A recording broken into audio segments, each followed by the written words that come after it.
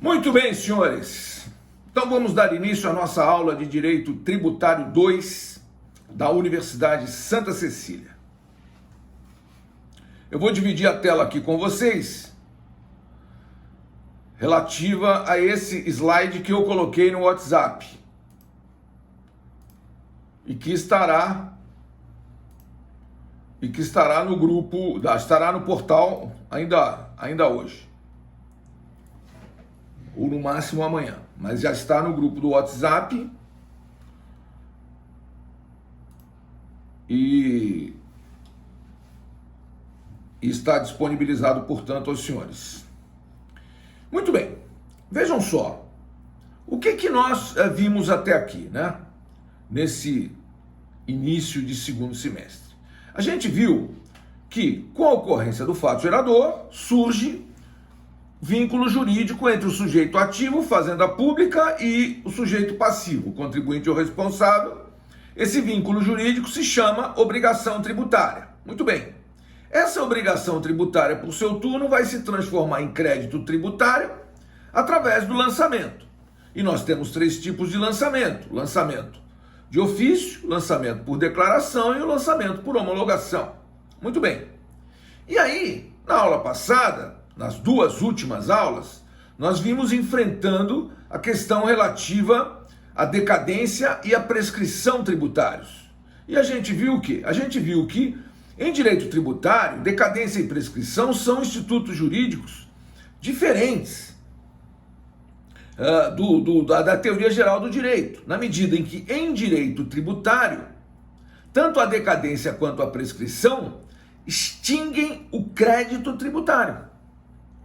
E o que é o crédito tributário, se não a própria obrigação tributária, que se transformou em crédito através do lançamento? Ou seja, o crédito tributário é o próprio direito subjetivo da fazenda pública, o crédito tributário é o próprio direito material da fazenda pública, que nasceu como obrigação com a ocorrência do fato gerador e se transformou em crédito com o lançamento. Muito bem, extinto o crédito, está extinto o direito material.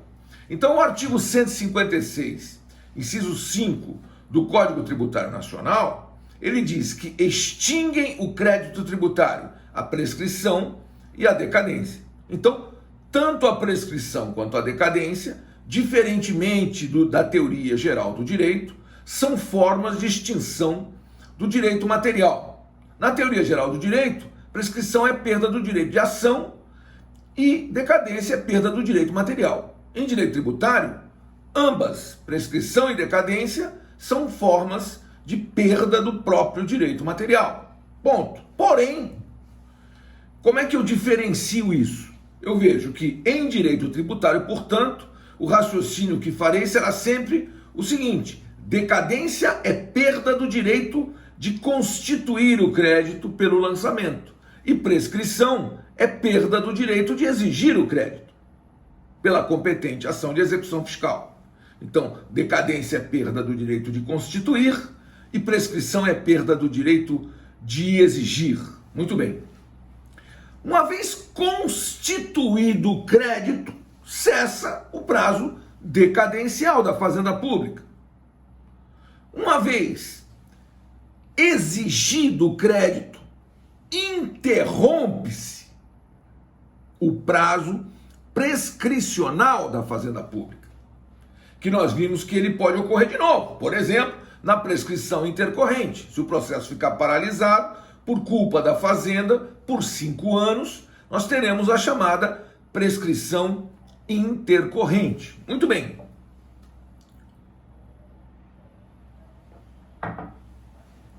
Então, olhem só, esse crédito tributário que surgiu com o lançamento, ele vai ter que ser extinto.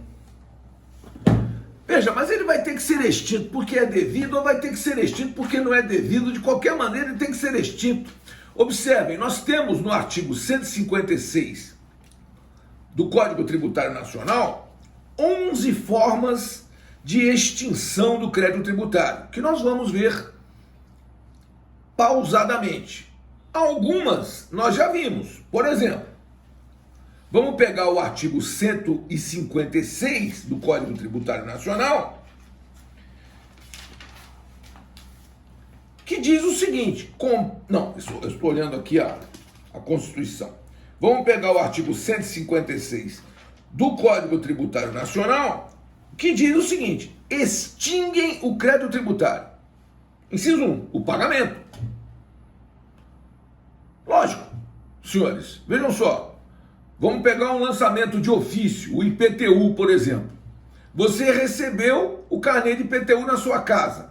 Foi notificado, portanto, do lançamento de ofício. Você vai ao banco, paga a parcela única. Pronto. O que aconteceu? Está extinto o crédito tributário pelo pagamento, nos termos do artigo 156, inciso 1 do Código Tributário Nacional. Muito bem. Ora, pode ser que a Fazenda, então, tenha mandado o IPTU para sua casa e você não pagou. E a Fazenda, então, deixou transcorrer 5 anos da data da constituição definitiva do crédito e não entrou com a competente ação de execução fiscal. E, nesse caso, terá ocorrido o fenômeno da prescrição. E aí, o crédito tributário vai se extinguir nos termos do artigo 156, 5 do CTN, que diz, extinguem o crédito tributário, inciso 5, a prescrição e a decadência. Nesse caso, houve prescrição. Se ela não constituísse o crédito e transcorresse o prazo de 5 anos, contados a partir do primeiro dia do exercício seguinte, aquele que o crédito tributário deveria ter sido constituído, mas não foi constituído. Se ela não tivesse constituído o crédito tributário pelo lançamento, teria havido decadência, e a decadência extingue o crédito. Mas ela constituiu, ela mandou o carnê para sua casa, mas você não pagou. Aí ela tem que exigir. Ela não exigiu, então ela prescreveu do direito de exigir. Então, nós já vimos 2 incisos aqui, do artigo 156. Inciso 1, o pagamento. Só que nós vimos que o pagamento, ele não extingue o crédito dos tributos lançados por homologação. Porque nós vimos que nos tributos lançados por homologação, cumpre ao contribuinte calcular o montante, recolher e aguardar. Aguardar quanto tempo? Aguardar o prazo da homologação tácita do 150, parágrafo 4º. Então, o crédito tributário dos tributos lançados por homologação não se extingue com o pagamento nos termos do artigo 156.1, mas se extingue pela homologação expressa ou tácita nos termos do 150 e nos termos do artigo 156, inciso 7, que diz o quê? Extinguem o crédito tributário, inciso 7, o pagamento antecipado e a homologação do lançamento, nos termos do disposto nos artigos 150 e seus parágrafos 1º e 4º. Então nós vimos aí a terceira forma de extinção do crédito tributário. Então, ele vai ser extinto pelo pagamento, se ele for lançado de ofício, ele vai ser extinto pela prescrição ou pela decadência, quer porque não foi constituído, quer porque foi constituído, mas não foi exigido. Ele vai ser extinto pela homologação tácita ou expressa do 156.7. De qualquer maneira, senhores, é isso que eu quero que os senhores observem. Parece um contrassenso, mas não. Veja, o crédito tributário foi constituído pelo lançamento e ele nasceu para ser extinto. Ele tem que ser extinto porque é devido. Ou tem que ser extinto porque não é devido. De qualquer maneira tem que ser extinto. Em que hipótese ele será extinto porque não é devido? Olha, o inciso 10 do artigo, aliás, o inciso 10 do artigo 156 diz, extinguem o crédito tributário, a decisão judicial passada em julgado. Você foi à justiça e diz, olha, não devo isso aqui é inconstitucional, é ilegal, etc. E aí você ganhou a discussão, a sentença judicial transitada em julgado extingue o crédito tributário para todos os efeitos legais. E crédito tributário, nesse caso, indevido. Muito bem. Nós vamos ver as 11 formas de extinção. Mas antes de nós vermos as 11 formas de extinção, nós vamos enfrentar as 6 formas de suspensão da exigibilidade do crédito tributário. Depois nós vamos ver 2 formas de exclusão do crédito tributário. E depois nós vamos ver as 11 formas de extinção do crédito tributário. Então nós temos 3 circunstâncias, na verdade. A primeira circunstância é a suspensão da exigibilidade. Depois nós vamos ver a exclusão do crédito tributário. Depois nós vamos ver a extinção do crédito tributário. São 3 circunstâncias completamente diferentes. Hoje é a nossa aula em que a gente vai enfrentar as hipóteses de suspensão da exigibilidade do crédito tributário, que são 6. Agora, antes de enfrentar cada uma dessas 6 formas, nós temos que analisar quais são as consequências de uma eventual não suspensão, na hipótese de eu querer discutir ou na hipótese de eu não querer discutir. E é isso que nós vamos enfrentar na data de hoje. E vamos ter que analisar o seguinte: por que suspender a exigibilidade do crédito tributário? Qual é o efeito prático disso aí? Bom, então a primeira coisa que a gente tem que enfrentar, senhores, é o seguinte: prestem atenção. Olha só, um contribuinte brasileiro, seja ele pessoa física, seja ele pessoa jurídica, ele não pode se dar ao luxo de ficar devendo para a Fazenda Pública. E ele não pode se dar ao luxo por uma razão muito simples. Por várias razões.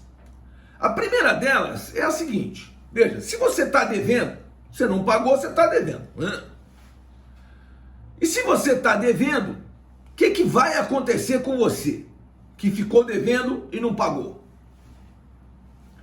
Primeira consequência, veja, é que esse débito ele vai ser inscrito em dívida ativa, ou seja, existe uma formalidade legal que nós vamos enfrentar muito mais para frente, mas que só em rápidas pinceladas. Um débito tributário que venceu e não foi pago vai ser inscrito na dívida ativa nos termos do artigo 201 e seguintes do Código Tributário Nacional. O artigo 201 diz: constitui dívida ativa tributária proveniente de crédito dessa natureza, regularmente inscrita na repartição administrativa competente, depois de esgotado o prazo fixado para pagamento, pela lei ou por decisão final proferida em processo regular. E aí o 202 tem o termo de inscrição na dívida ativa, tem as características do termo de inscrição. O 203 fala da omissão e da nulidade do termo de inscrição se houver algum erro formal na CDA, porque vai ser inscrito em dívida ativa e vai ser extraída dessa dívida ativa, extraída uma certidão de dívida ativa. Bom, então veja só, a primeira coisa que a gente tem que observar macro, olhando assim para uma situação comum no Brasil. O sujeito, vamos pegar o carnê de IPTU da sua casa, né? Você recebeu o carnê de IPTU, mas você estava sem dinheiro, você não pagou. Muito bem. No ano seguinte, a Fazenda vai entrar com a execução fiscal. Ela vai inscrever o débito em dívida ativa e vai entrar com a competente ação de execução fiscal. Nessa ação de execução fiscal, ela vai instruir com um único documento. Qual é o único documento que instrui a execução fiscal? A certidão da dívida ativa. E a certidão da dívida ativa, senhores, é um título executivo extrajudicial. Veja, vocês já viram, não sei se vocês já viram, acho que já viram, em direito empresarial, os títulos de crédito. Mas se viram ou não viram, não importa, nós temos um elenco, um rol. Nós temos um rol de documentos que tem a característica de serem títulos executivos extrajudiciais. O que é um título? Veja, nós temos 2 tipos de título executivo no Brasil. Um título executivo judicial, que é uma sentença judicial passada em julgado, transitada em julgado, e um título executivo extrajudicial. O que é um título executivo extrajudicial? É um documento que, por si só, em face de sua literalidade, ele autoriza ao credor que peça ao juiz para citar o devedor, para pagar a dívida na execução comum 3 dias, na execução fiscal 5 dias, para pagar a dívida em 5 dias, sob pena de ver livremente penhorar de seus bens. E que documento é esse que a Fazenda tem que permite pedir ao juiz que cite o devedor para pagar em 5 dias, sob pena de ver livremente penhorar de seus bens? Uma CDA, uma certidão da dívida ativa. E por que a certidão da dívida ativa é um título executivo extrajudicial? Porque está na lei, senhores. O artigo 784 do Código de Processo Civil diz: são títulos executivos extrajudiciais. Aí traz um elenco. Veja, o inciso 1 do artigo 784 do CPC, ele diz: a letra de câmbio, a nota promissória, a duplicata, a debênture e o cheque. O cheque, por exemplo, é um título executivo extrajudicial. Muito bem. O inciso 11 do artigo 784 do CPC, ele diz: a certidão de dívida ativa da Fazenda Pública da União, dos Estados, do Distrito Federal e dos municípios, correspondente aos créditos inscritos na forma da lei. Então, a CDA, a certidão da dívida ativa, é um título executivo extrajudicial. Então, você não pagou, ficou devendo. O débito vai ser inscrito em dívida ativa, vai ser extraída uma certidão de dívida ativa, que vai instruir uma ação de execução fiscal. Bom, então, primeira consequência. A Fazenda Pública tem um título executivo extrajudicial contra você. Então ela pode fazer o quê? Primeiro, ela vai inscrever o seu nome no CADIM, Cadastro de Inadimplentes, da Secretaria da Fazenda Estadual, da Fazenda Municipal ou da Fazenda Nacional, depende. Se você ficar devendo para a União, o que ela vai fazer? Inscrever seu nome no CADIM Federal. Nós temos 3 CADIMs, CADIM Federal, Estadual e Municipal. Muito bem, Cadastro de Inadimplentes. Quando você tem o seu nome inscrito em cadastro de inadimplentes, a primeira consequência jurídica é que você perde o crédito junto a estabelecimentos bancários oficiais, como Banco do Brasil, Caixa Econômica e BNDES. Se você está com o nome inscrito no CADIM, não tem crédito mais com esses 3 bancos públicos, não, ou seja, com esses 3 bancos oficiais. Muito bem, mas não é um título executivo extrajudicial? É. Então pode ser levado a protesto. Então, não poucas vezes, a Fazenda Nacional e a Fazenda Estadual, a Fazenda Municipal ainda não tem muito esse hábito não, mas a Fazenda Estadual e a Fazenda Federal, elas estão acostumadas já a pegar a certidão da dívida ativa e mandar para o cartório de protesto.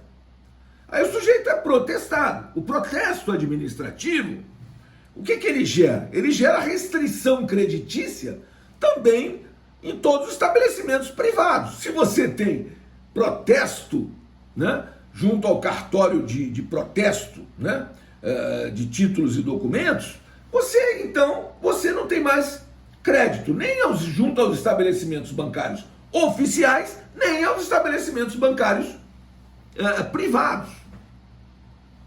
Então, primeira providência, seu nome vai para o CADIM. Problema.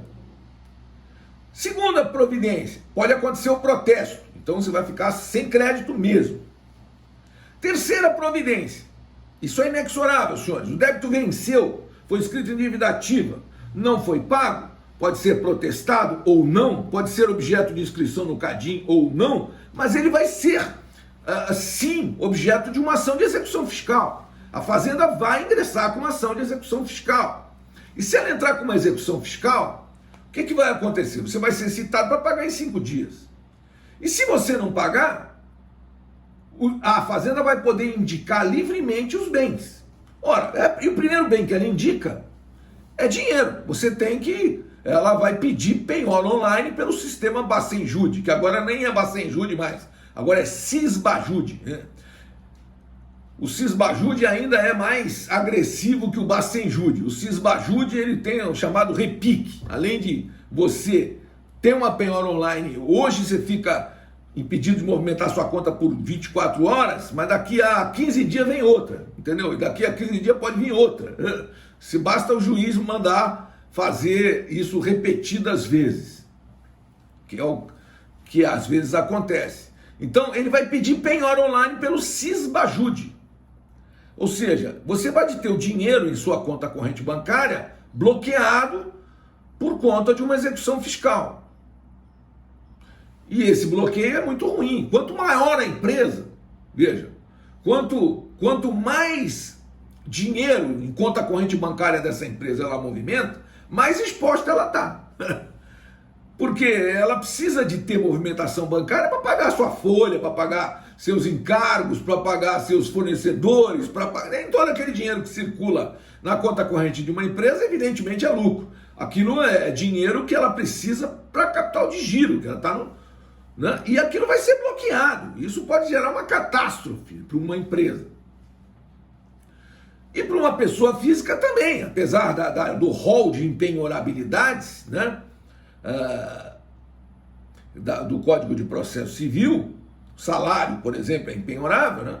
Mas pode acontecer da penhora do próprio salário. Aí você vai ter que ir para o juiz para tentar desbloquear. Bom, mas o certo é o seguinte: você vai sofrer uma ação de execução fiscal e isso vai tornar a sua vida bastante difícil, porque vai ser requerida a penhora online pelo sistema cisbajude.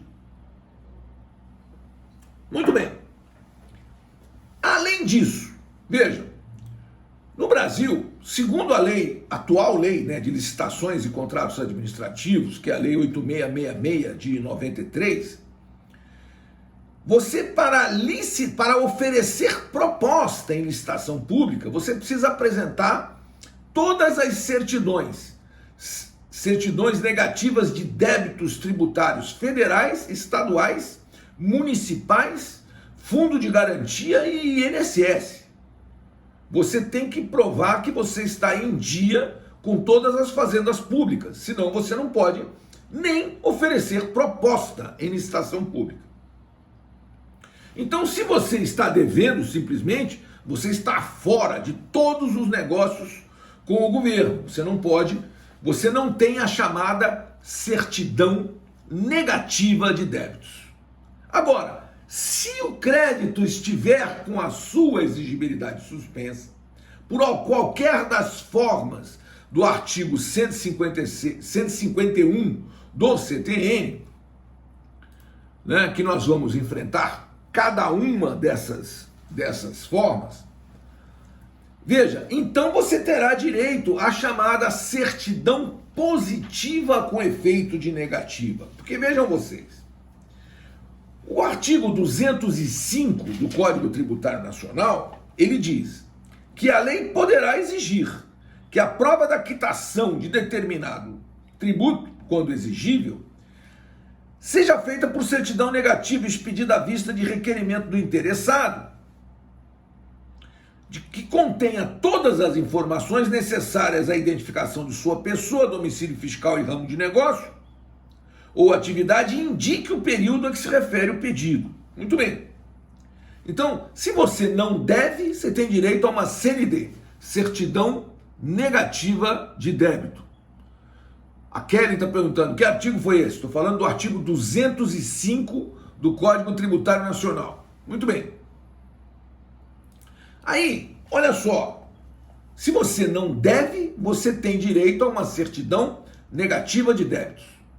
Agora, e se você deve, mas o débito está com a sua exigibilidade suspensa, nos termos de qualquer um dos incisos do artigo 151 do CTN, então você terá direito a uma certidão positiva com efeito de negativa, porque dispõe o artigo 206 do Código Tributário Nacional. Tem os mesmos efeitos previstos no artigo anterior, que é o 205, a certidão de que conste a existência de créditos não vencidos em curso de cobrança executiva em que tenha sido efetivada a penhora ou cuja exigibilidade esteja suspensa. Então, se a exigibilidade do crédito tributário está suspensa por qualquer das hipóteses do artigo 151 do CTN, você terá direito à certidão positiva com efeito de negativa, a que se refere o artigo 206 do Código Tributário Nacional e, portanto, você poderá, sim, participar de licitações, oferecer proposta em licitações públicas e fazer contratos com a administração pública. Então vejam, senhores, tudo isso só para ilustrar a quantidade de circunstâncias ruins que acontecerão com uma pessoa física ou jurídica que esteja em débito com a Fazenda Pública. Vai ter o nome escrito no CADIM, pode ser levado a protesto, vai sofrer ação de execução fiscal e certamente não poderá oferecer proposta em licitação pública porque não tem direito à certidão negativa de débitos. Agora, se o débito tributário estiver com a exigibilidade suspensa, então esse contribuinte está em situação absolutamente regular com a Fazenda Pública. Não pode ter o seu nome escrito no CADIM, essa certidão não pode ser levada a protesto, porque está com a exigibilidade suspensa, ele não pode sofrer ação de execução fiscal, ele não pode ser obstaculizado de participar de licitações públicas porque ele tem certidão positiva com efeito de negativa. Então, a situação desse contribuinte que tem o débito com exigibilidade suspensa é uma situação completamente regular. Um minuto, por favor, que eu vou trocar a gravação. Um minuto, por favor.